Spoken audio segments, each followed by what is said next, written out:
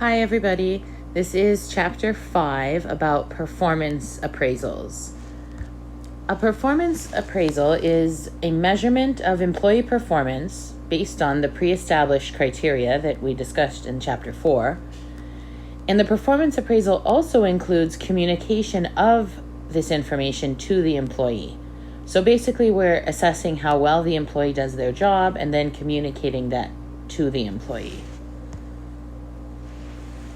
Industrial organizational professionals and human resource professionals are in charge of designing performance appraisal systems for different jobs and organizations.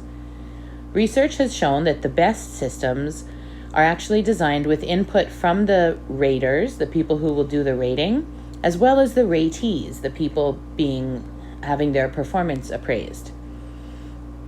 Usually raters are direct supervisors or managers, but we'll discuss a little bit later in this chapter that the rating can actually be done by all sorts of different people.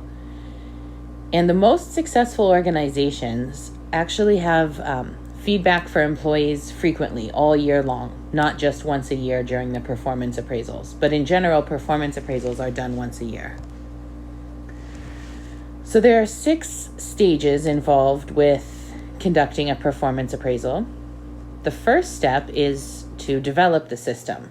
And as we mentioned in the previous slide, it's best to be done with rater and ratee involvement. The next step is for the rater or the supervisor to observe the performance of their employee all year long. And third, they give informal feedback and coaching all year long. They don't just wait until the annual performance appraisal to tell their employee if they're doing something wrong or right. The fourth step is when it actually comes time for the annual performance appraisal. At this time, the rater completes any forms involved with the appraisal. Step number 5 has the rater and ratee discussing the appraisal and making an action plan. This is normally done in a one-on-one meeting. And finally, both the rater and the ratee carry out this action plan throughout the course of the following year. We'll discuss all of these steps in more detail in this chapter. Something that's very important to understand about performance appraisals, especially from the viewpoint of IO psychology, is that it has a dual nature. That means there's 2 really important components to the nature of performance appraisals. The first is that performance appraisal is a cognitive process. Raters are asked to observe behavior, then they store the information in their memories and finally recall the information at appraisal time. Since the human mind is complex, it's really important to take biases into account. So it's important to study the cognitive process, to understand the psychology and how the mind works in order to understand the cognitive process behind performance appraisals. Secondly, performance appraisals are also a social relational process. They're a social relational process, meaning that it's not just something that you do on your own. It has to do with your social relationships. The raters or supervisors are part of an ongoing relationship with their employees all year long, and this relationship can affect their ratings, positively or negatively. So raters should not only be enabled to provide accurate ratings, they should be motivated to provide accurate ratings. Sometimes they want to give ratings that are too high or too low based on their relationship with the person who they're rating. Before we go into the details of the appraisal systems and how they work, let's discuss why an organization might need to conduct a performance appraisal. In the orange box, we'll talk about developmental reasons. This means developing things for the company, such as a way to fix performance problems, types of coaching. They figure out which candidates should do different types of training. These are all developmental issues for an organization, and this is a main reason why they might want to conduct yearly performance appraisals. In the yellow box, we see the administrative reasons to conduct an appraisal. Promotions, pay raise, or even lowering of pay, other administrative decisions like layoffs or restructuring, moving people around. Often we need to assess their job performance in order to decide who gets promoted, who gets laid off, etc. The green box discusses research purposes for performing an appraisal. The organization may want to validate their selection system. They may want to assess their training programs or training needs. For all of these research reasons, they would need to conduct a performance appraisal. And finally, there are legal reasons to conduct a performance appraisal. You could have documentation if you ever get taken to court, especially for employment discrimination. To decide if a performance appraisal system is effective, we need to look at the following criteria. First, does it have a strategic fit with the organization? If it has strategic fit, then the appraisal is measuring the desired behaviors that match with the organization's mission and core values. It's not just measuring random work behaviors, it's measuring ones that are important to the organization. Secondly, does the appraisal system have content validity? We discussed content validity in Chapter 2. And what content validity means is our measure including all of the aspects of its domain? So in this case, the appraisal should include behaviors that cover all the different aspects of the job. Also, we need to make sure it's not looking at behaviors that are not part of the job. If this is true, then it has content validity. Next, a good performance appraisal system will be accurate. If an appraisal system is accurate, it reflects the true level of an employee's performance. That's kind of the most important one. Ratee reactions are important as well. The employees who are being rated, who are having their performance appraised, they should see the system as fair and useful. Because if they don't, the feedback that they receive from their manager won't be helpful. They won't actually go with it if they don't think that the system is fair and useful. And finally, the performance appraisal system should have practicality. If it's too long or difficult to use, then the ratings won't be accurate. People won't take it seriously or they'll give up. Now we're going to discuss the design and measurement considerations in performance appraisals. First, we'll talk about what should be measured, then we'll talk about how we measure it, and then who does the measuring. Our first question is, what should be measured when we're doing a performance appraisal? The answer is traits, behaviors, and outcomes.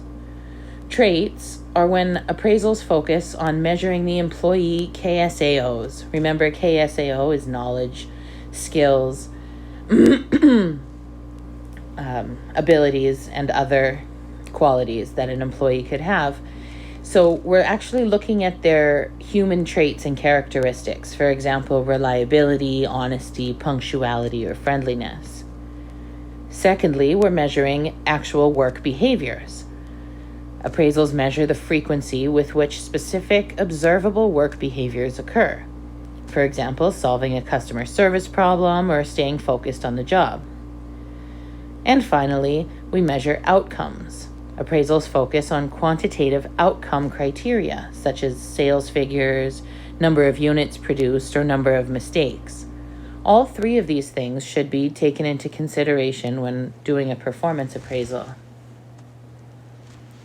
Our next question is, how will we measure these things?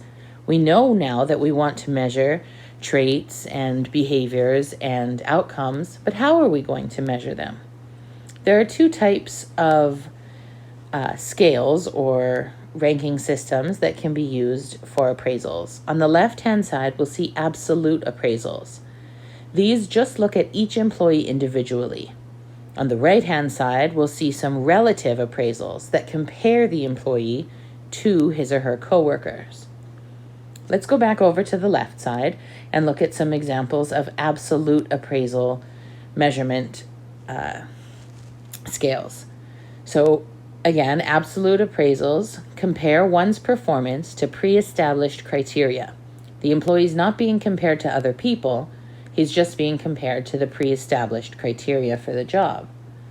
One way of doing this is through a graphic rating scale, which lists traits and behaviors, and the raters assess the ratees on a continuum scale, basically like a scale from 1 to 5 or 1 to 10, for each of the different traits and behaviors that are desired. Second would be a behaviorally anchored rating scale, abbreviated as BARS. These identify the most important aspects of the job and then include a behavioral description of what would be a high-performing behavior, average, and low-level performance. They actually give examples of how the employee would react or respond to different situations and then rate what they do using this system. What's good about this rating scale is that it can also be used for training by taking all of the high-performing descriptions and using them as examples. The third way to measure performance is with the behavioral observation scale, which is sort of a hybrid between the first two that we just discussed. The raters actually describe the frequency with which each behavior takes place. So they take all the good behaviors, the best ones from the BARS, and they use the graphic rating scale to rate how often employees do these desirable behaviors. And finally, there's an essay appraisal form, which is really primarily meant to give feedback, and it's a written response, a form of written feedback from the supervisor to the employee on what they're doing right and what they can improve on. Let's move over to the right-hand side where we talk about relative appraisals, which compare the employee being observed. We compare their performance to other ratees' performance. There's two ways to do this. One is straight ranking, where you put all the employees in order from best to worst. And the second is forced distribution, which is where there's restrictions on what percentage of employees can be placed in the top, middle, and bottom categories. So basically, they may tell you you need to pick 20% of your employees who you would say are the best, and pick 10% who you would say are the worst, and everybody else goes in the middle. Let's look real quick at some examples of all of these. See, the graphic rating scale has you rate exceptional, highly successful, successful, inconsistent, unsatisfactory. This time it's a 5-point continuum scale. The BARS uses example behaviors for very high performance, medium, poor, and very poor. And then the BOS actually lists all of the good or high performance behaviors and asks how often the employee does them. The two pictures on the right show the relative ranking. The top one is straight ranking. We've picked the first, second, and third place employee. And on the bottom, we see forced distribution, where we're forced to put a certain number of employees into our top section and a certain number into our bottom section with everybody else in the middle. Our third and final question to answer is who should do the rating? We've now discussed what we need to measure and how we need to measure it, so the final question is who should measure it? As you can see in the 5 circles, we can ask managers, peers, customers, subordinates, or the employee his or herself to answer to fill out the performance appraisal and give the ratings on their performance. Managers are the most important raters, and they're the primary and sometimes only rater. But sometimes the manager isn't around to observe a lot of the work, or they may be too busy to watch their employee all day, or they may have some sort of bias or a reason why that it's important to add in more raters. Peers or coworkers can give additional feedback, but the downside of asking them is that their ratings can be affected by rivalry or friendship. They may not want their coworker to get the promotion ahead of them, so they may not give them very high ratings. Third, we can ask customers for performance ratings. Normally, this won't necessarily be done with customers from the public, although it can be. It can also include members of the organization itself who are serviced by the employee. For example, if we're assessing the performance of an HR worker, we can ask the employees who have had to deal with HR to give their ratings. We can also ask subordinates. If the person we're observing is in a supervisory position, we can ask the employees under them to give ratings on their job performance. And finally, we can ask the employee themselves to answer questions or provide ratings about their own work. 360-degree feedback is what we call it when we collect data from all of these types of raters: the managers, the peers, the customers, the subordinates, and the employee themselves. We call that 360 feedback. 360 feedback can be really good because it involves ratings from all types of different people, but as you can imagine, it takes more time and possibly money. Let's discuss real quick recording of employee behaviors and feedback, just a few important definitions here. Because human beings are not able to remember behaviors from a whole year of work and our observations can be biased, a good way to handle this is with electronic performance monitoring. Electronic performance monitoring are systems that use technology, such as video cameras, to record the employee and their work, and we can keep track in a more continuous fashion. However, there's issues with privacy, but we like to use this method for performance appraisals because it gives us the most data and it's objective data. During the observation, even before the final appraisal is done, it's important to give feedback and coaching the whole time. Coaching is defined as training and development of a person to achieve professional goals, and feedback should be offered during a one-on-one meeting, which is a short, regularly scheduled meeting between the manager and the employee for coaching and connecting. These one-on-one meetings are important to have all year long, not just once a year during the performance appraisal. Let's discuss the types of errors and biases that can occur during performance appraisals, and then we'll talk about some ways to eliminate or avoid them. The first is range restriction error. Range restriction error means that the rater, or the manager who's doing the rating, gives all the employees very low ratings, or puts everybody in the middle, or gives everybody very high ratings. When they give low ratings to everybody, this is called strictness or severity. When they give high ratings to everybody, it's called the leniency error. And when the rater gives everybody a medium rating, when they just think everybody's good, they're all okay, that's called a central tendency error. As you can imagine, it's a problem if every employee in the whole organization gets a score of 5 out of 5, or if every employee gets a score of 3 out of 5 or 1 out of 5. This is called range restriction error. The next kind of error is called contrast error. This is where a person can be rated higher or lower because their performance is higher or lower than their peers. So basically, if everyone they work with is not doing a very good job, they'll seem even better than they are. Or if all of their coworkers are very highly skilled, they may seem less capable than they really are, in contrast. The next type of error is called the halo effect. And this is where the rater's overall impression of the ratee drives all of their responses. So if the supervisor really likes the employee, they may provide positive responses the whole time, even for things the employee's not very good at. Or if the manager dislikes the employee, they may provide negative responses the whole time, even when it's not warranted. Another form of error and bias comes from similarity in liking. It's a proven fact that raters give more favorable ratings to employees who they like or who are similar to themselves in many different ways.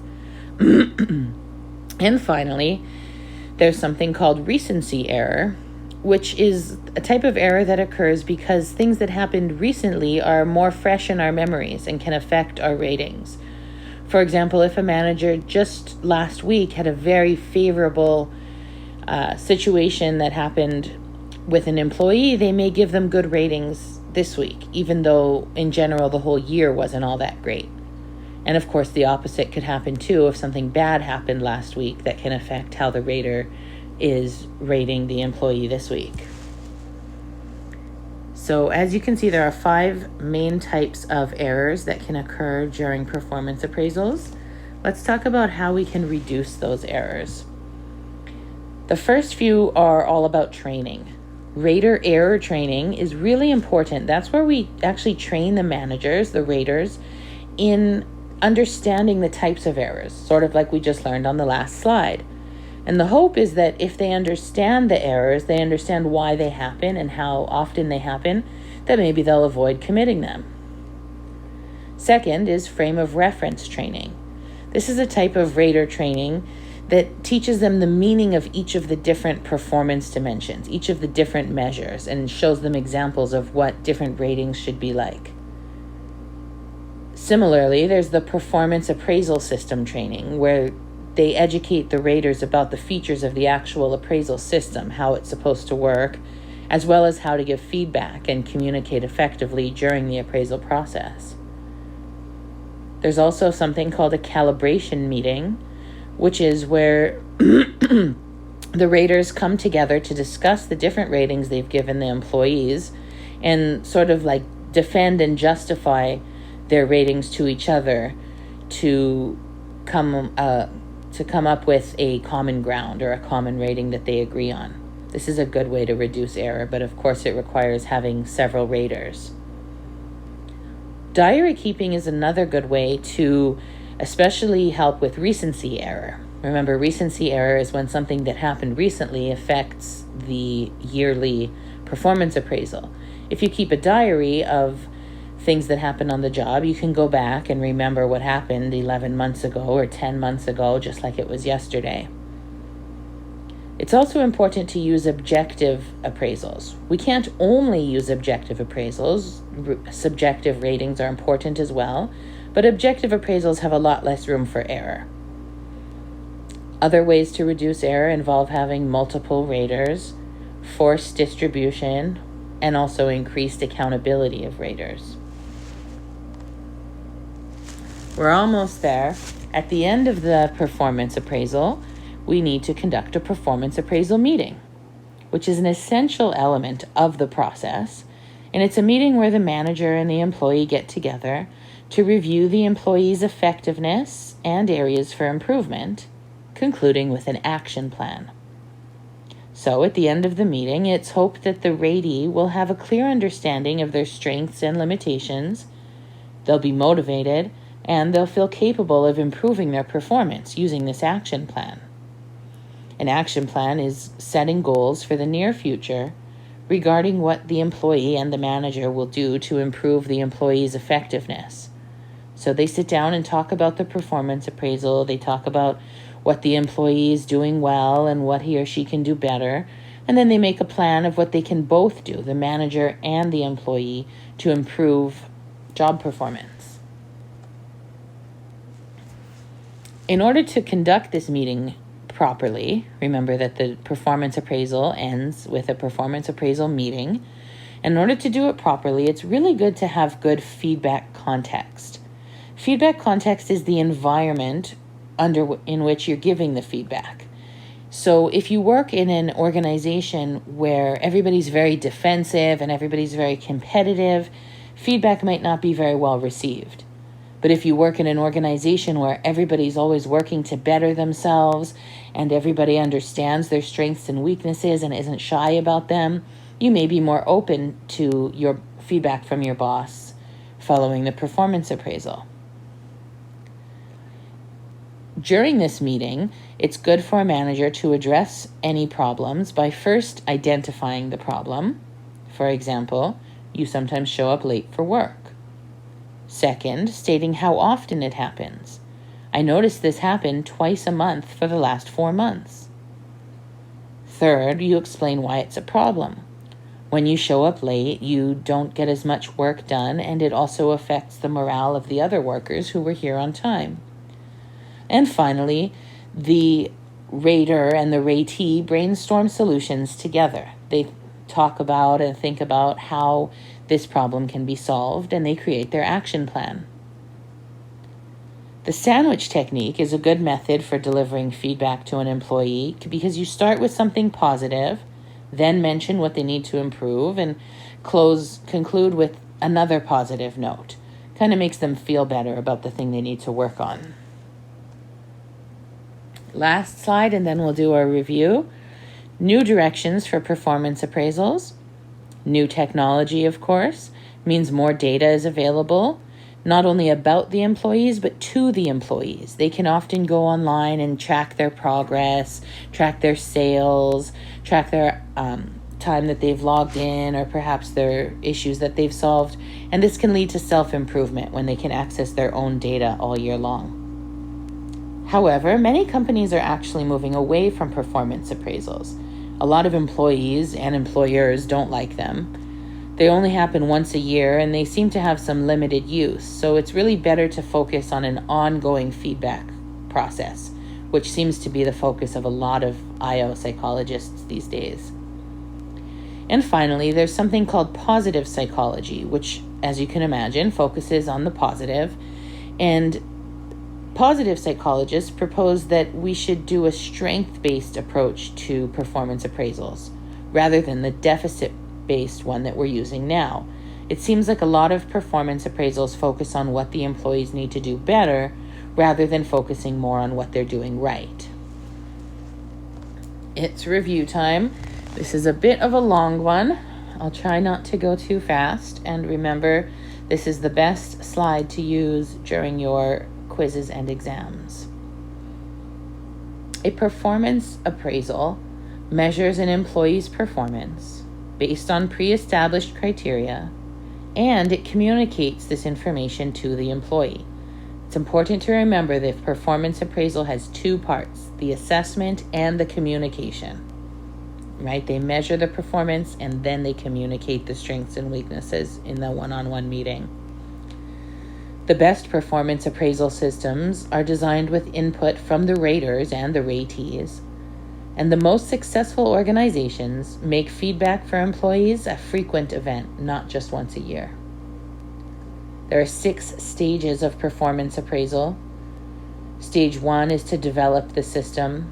Stage 2, observe the employee all year long. The rater or the supervisor observes the ratee all year long and provides continuous feedback and coaching all year long. Stage 4 happens at appraisal time once a year when the rater, sometimes several raters, are asked to fill out the forms. Stage 5 occurs once the performance appraisal has concluded. It concludes with a one-on-one meeting where they discuss the appraisal and create an action plan together. Rater and ratee can create the action plan together. And the 6th and final step is to carry out this action plan together, make positive changes for the employee's performance. It's important to understand the dual nature of performance appraisals. That means there's 2 important underlying parts of performance appraisals. One is that it's a cognitive process where the rater is asked to store information and recall the information. And secondly, it's a social relational process governed by the relationships in the workplace. There are developmental reasons for performance assessments, which include improving performance in the organization, training and coaching. There are also administrative reasons to conduct a performance assessment. These include promotions, raises, and layoffs. There are research reasons to conduct a performance appraisal. These involve validating selection processes, creating new training programs, or selecting people for training programs. There are also legal reasons to conduct performance appraisals, such as defending the organization in court. A good performance appraisal should have strategic fit, meaning that it's measuring behaviors that are desirable for the organization. Content validity, meaning it's including everything that it should and nothing that it shouldn't. Accuracy, which means it's accurately measuring the difference between employees. Positive ratee reactions, meaning that those who are being rated believe the system is fair and useful. And finally, a good performance appraisal system will have practicality. It'll be low cost and easy to implement without disrupting the organization too much or their daily activities. Performance appraisals should measure all 3 of these traits, behaviors, and outcomes. Traits are innate characteristics of the person. their knowledge or skills. Behaviors are the things that they actually do all day at work. And the outcomes are the outcome of their behaviors. Do they make a sale? Do they produce a certain number of units? Do they fix customer service issues? What's the outcome of their behavior? Moving over to the right-hand side, we'll discuss the difference between absolute and relative appraisals. Absolute appraisals are when the raters are just looking at one ratee at a time and comparing their performance to pre-established criteria. Some of these methods include graphic rating scales, where you rate employees on a scale of 1 to 10 or 1 to 5. Behaviorally anchored rating scale, where you read examples of good and poor behavior and choose which one the employee does. Behavioral observation scale, which is a hybrid of the first two. The rater needs to say how often the employee does the desirable behavior. And also an essay form where the rater can write in paragraph form what the employee does well and what the employee needs to work on. These are all absolute appraisals because they just focus on one employee at a time, not as a part of a whole. Relative appraisals, however, compare the ratee's performance to the performance of other employees in the same organization. They can do this with either straight ranking, you just put all the employees in order from best to worst, or forced distribution, where you need to put a certain percentage of employees into the top group and the bottom group. The people who do the rating, the raters, can be managers, peers, customers, subordinates, if the ratee is a supervisor, then we can ask their subordinates. And then self-assessment is also very important. 360 ratings mean that the ratings are taken from all of the above people. Electronic performance monitoring is technology being used to record employee behaviors. As you can imagine, these are more thorough and accurate than when we have humans recording employee behaviors. Let's discuss the types of error. We're almost done. Range restriction error is when the raters rate everybody high or everybody low or everybody in the middle. Contrast error is when an employee seems better or worse compared to the people they're working with. A halo effect is when the rater's overall impression of the ratee guides their ratings. Similarity and liking, I have a typo there. Similarity and liking is the effect that occurs when raters like or are similar to the ratees and they end up rating them more favorably. And recency error occurs when recent events can impact the performance appraisal. The performance appraisal is supposed to be based on the whole year of work, not just what happened recently. We do have many types of error, but these errors can be reduced with rater error training, frame of reference training, performance appraisal system training, calibration meetings with other raters, diary keeping throughout the year, and the use of objective appraisal measurements.